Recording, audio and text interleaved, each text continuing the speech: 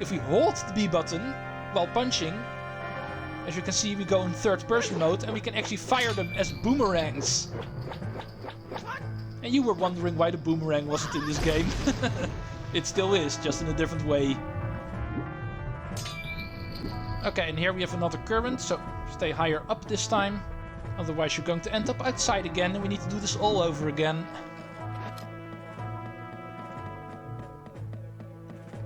Okay, next boomerang puzzle.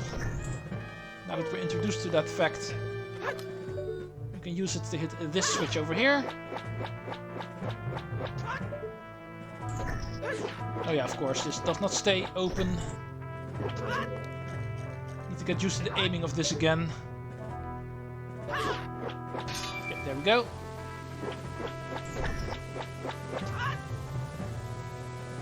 Okay, next switch.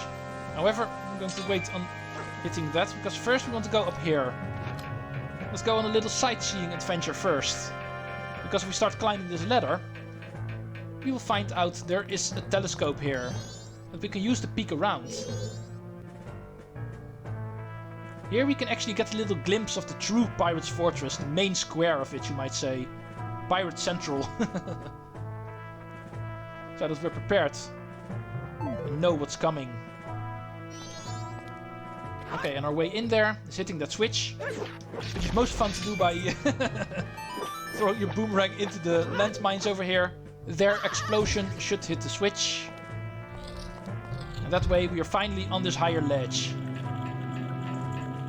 which is the entrance to the true Pirate's Fortress, which I always call Pirate Central. Here a lot of these female pirates are patrolling, so be careful. The moment they see you, they will throw you out of the fortress. And we need to go back in again. That's something we do not want, don't we? There's a save point here, so you can use that to actually save your progress. But female pirates is not the only thing that you can find here. If you start looking with our unseen eye, we actually see someone waving over there at those crates. You can actually shoot the pirates in order to knock them out for a few moments, making it easier to get past them. Just remember, they won't stay down, it's only temporary, it only stuns them. But anyway, let's go find this mysterious invisible waving man. Ah, so someone has finally noticed me. The name is Shiro, I'm a Clock Town soldier. Thing is, I've never been able to get the others to notice me, it's depressing. I thought I'd maybe stand out if I did something brave, so I infiltrated the Pirate's Fortress, but then, well, I ran out of energy, and now here I am. I've been crying out for help for what feels like an eternity, but not even those blasted pirates seem to notice. Typical, really. It is because of my personality, right? I have about as much presence as a stone. That's my lot in life, I guess. I have a request. Can you give me some medicine that will make me feel better? And that's the whole reason why I wanted to buy some red potion, if you were wondering. For this guy. Ah, is that it?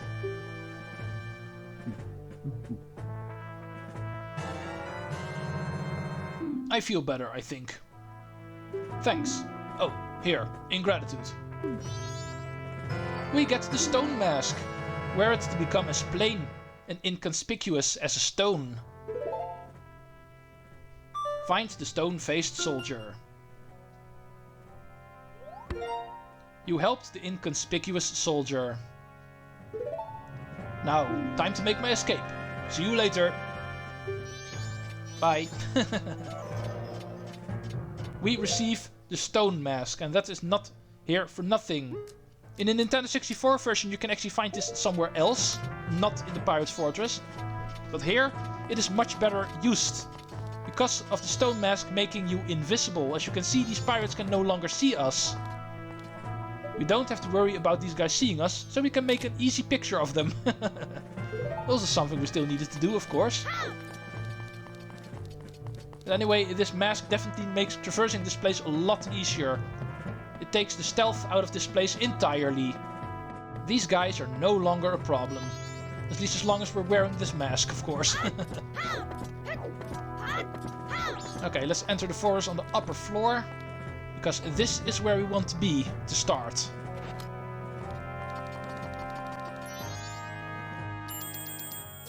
Oh, scary bug, help! Oh,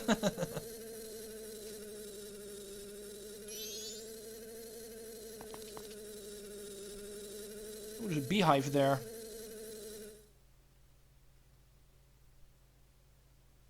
I've been waiting for you. And did you find the rest of the eggs? No, but that's because... What are you trying to pull here? If people hear the great pirates have lost the treasure they stole, we'll become a laughingstock. Yes, but a veil. The sea is strangely murky where we were attacked by those sea snakes. Silence! That is why the Zoras can't send for any help. Now that the eggs are gone, the Zoras should be frantically searching for them. But if we don't hurry, the Zoras will get them before we do. There are 4 eggs here now.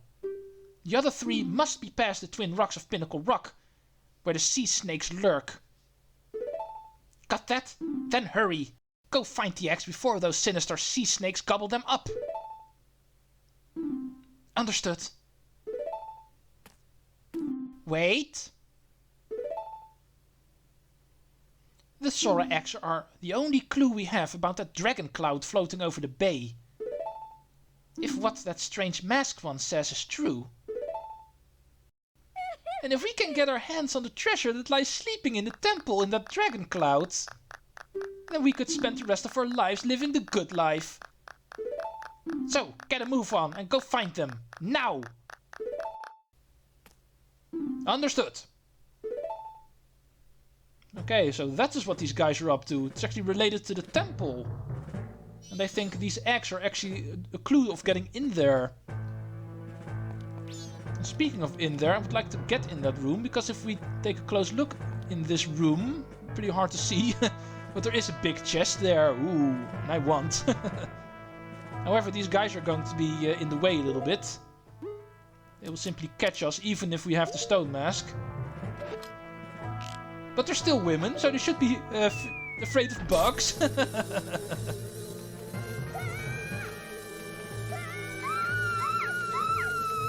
Look at all these tough women. And they're afraid of a little bug. And I want to tell, because I'm afraid of these bugs too. I would also start running if that fell into my room. But anyway, bad jokes aside, these guys are now out of the way. And we have all the time in the world, because they never come back, to go in this room and grab the treasure that they have stashed here. Are you ready for the most important item in this game ever since getting the bow? And this will open up so many doors for us in this game. We have the Hookshot. Use it to grapple items so you can reel them in or pull yourself over to them. Press and hold the corresponding button to arm it, then use the control stick to aim. Release to shoot. Ah, the return of the famous Hookshot. What is a Zelda game without it? I know, Breath of the Wild. But anyway, the Hookshot is our way to actually grab items from afar or attach them to certain grapple points, like wood for instance, to actually pull ourselves to them. One thing we can actually do is in this very room.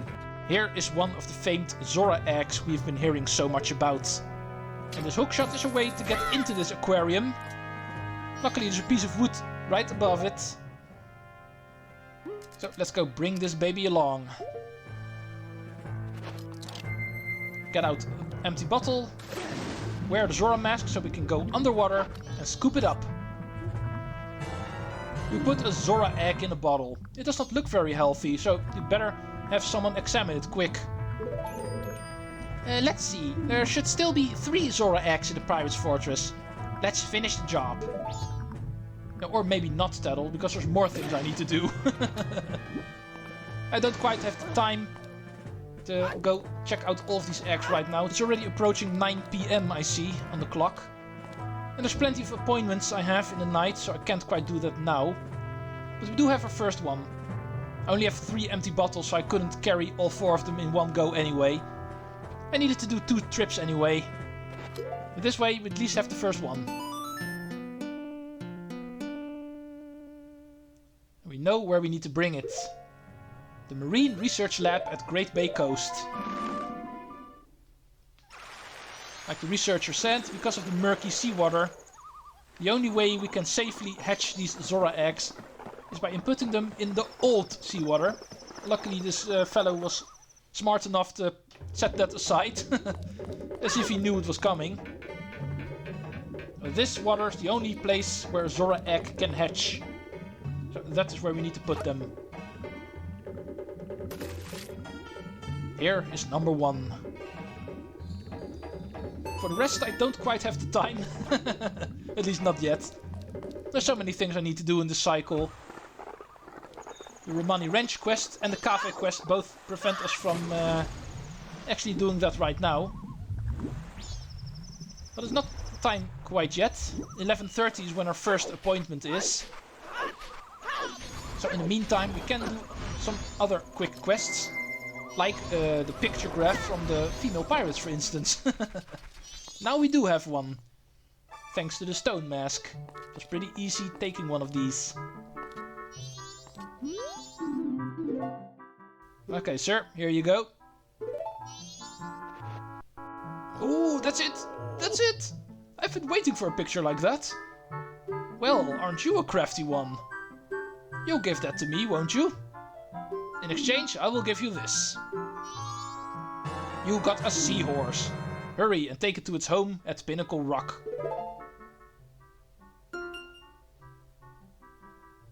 You rescued the seahorse. Thank you. Hurry, take me back to the waters near Pinnacle Rock.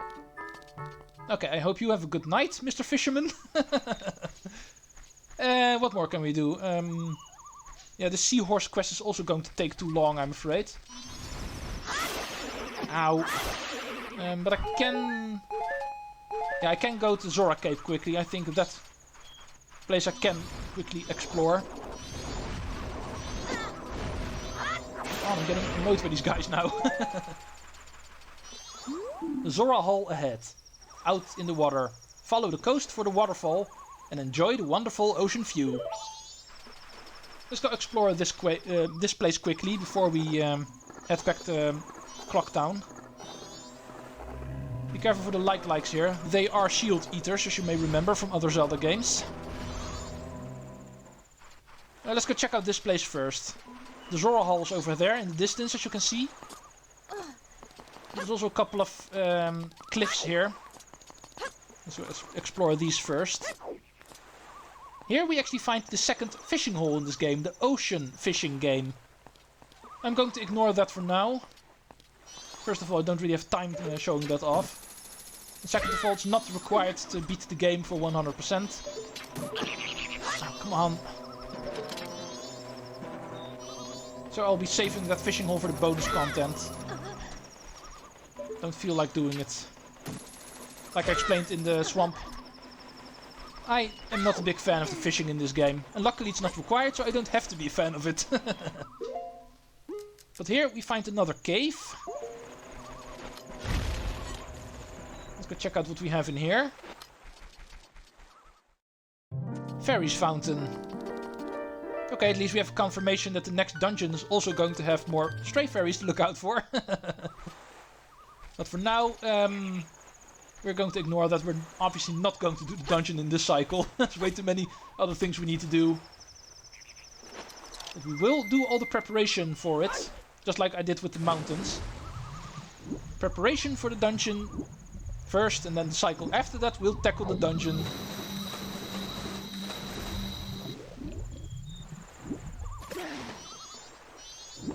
Okay, before returning to Clock Town, let's go open up the next warp point, because there's also one here at Zora Cape.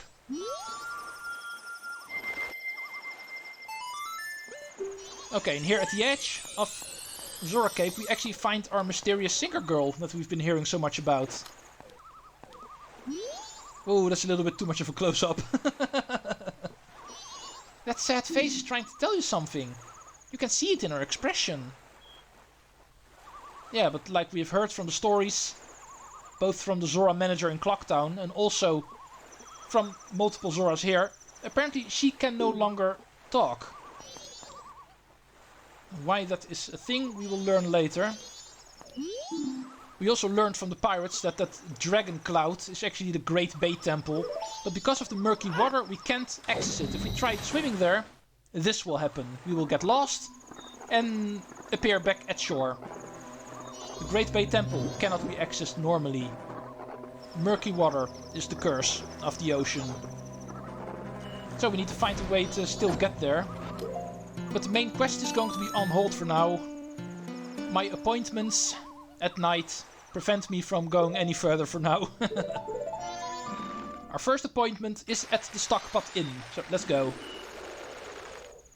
We need to continue with the Kafei quest. And the second step, as you may remember, was Anju at night, where we receive the letter to Kafei.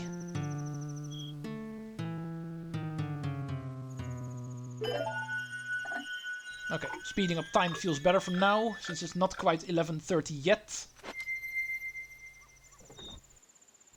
Okay, one good thing about the fact that we actually have our room in the Stockpot Inn. In fact, it's this guy's room. Since we got his key, he was not allowed in. The wind has gotten damp. Tomorrow is rain.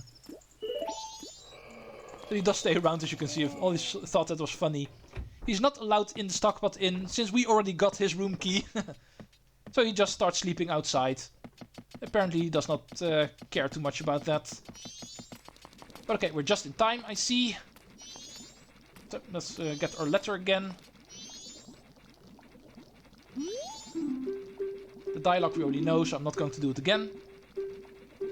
You can check out Cycle 2 coverage if you want to see this part of the Kafei quest again. But okay, she received a letter from Kafei, so she's going to write a letter back to him that we need to post.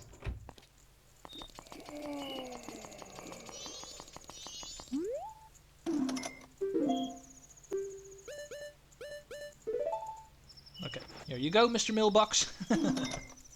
Still don't like the fact that these mailboxes can actually talk. But okay, the Kafei quest is ongoing and it's going to be finished, so no matter what, make sure the bomb bag lady gets stolen from. Do not save her. In other words, we can just ignore that quest. And in the meantime, let's head back to Romani Range for our second appointment in the night. Where we need to help Romani face they. I always like calling them they. Even though it's pretty obvious they're supposed to be aliens. But we're not talking about aliens in a medieval game. Come on, we call them they. But okay, this hunt against the ghosts, also a term you can call them, I always think was the most scary thing in this game. When I was younger, this used to give me nightmares in all honesty. Not over exaggerating. It's finally time to face them. The whole reason why we are here. Because they cannot handle this on their own, as you might have noticed on the third day. The place opens up at 6 and closes at 8 in the night, as you can see. So we can't go in the ranch anymore. But we don't have to, she will come out once it's 2 AM. So unfortunately we need to wait for a bit. But luckily I sped up time, so it will go quite quickly. And make sure time keeps going fast, because trust me, this quest is going to be much easier and much faster if time goes by quickly, because the rate time actually goes will affect this event. If the time is slowed down, this event will also be slowed down. It will keep going until sunrise. And if time goes slower, sunrise will also come slower. But okay, here she is. Let's see if she has a final few words for us. It's almost time. You take care of things outside, Grasshopper. If you have a map, watch it carefully. Okay, whatever happens, do not let them get into the barn. They'll come from behind the barn too, so watch out. If you run out of arrows, you can rustle up some more from the crate near the house, or from nearby grass and stuff too. Feel free to stock up. Make sure you have plenty of arrows here. And make sure you have practiced enough of the archery minigames here. Because here, it will be more important than ever. It is time for the invasion. The ghosts will come from the sky, appear all over the ranch, and will start going for the barn. And our job is to prevent them from doing that. One shot is enough to kill them. However, they will keep on respawning. Check out your map to see where they are, and if you see one of the red dots appearing pretty close to the barn, make sure that guy gets your priority. This guy is the most mean one of all, that actually appears behind the house. Those one is easiest overlooked. So just keep a close eye out on your map and see where he is. In the meantime, just shoot whatever you can reach. That's the best advice I can give you here.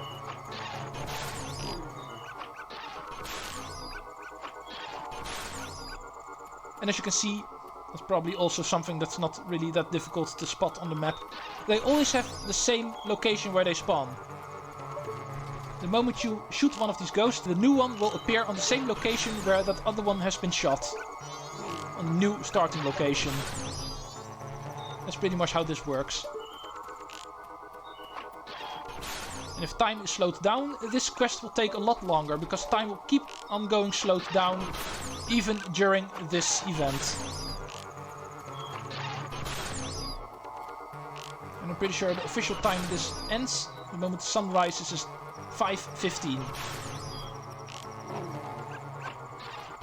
Pretty easy to do, in all honesty. As long as you keep this bugger in your eye.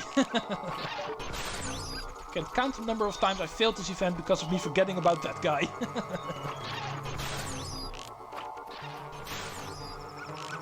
We are vastly approaching 5 AM, so we should be done about now. 15 more minutes, I'm pretty sure.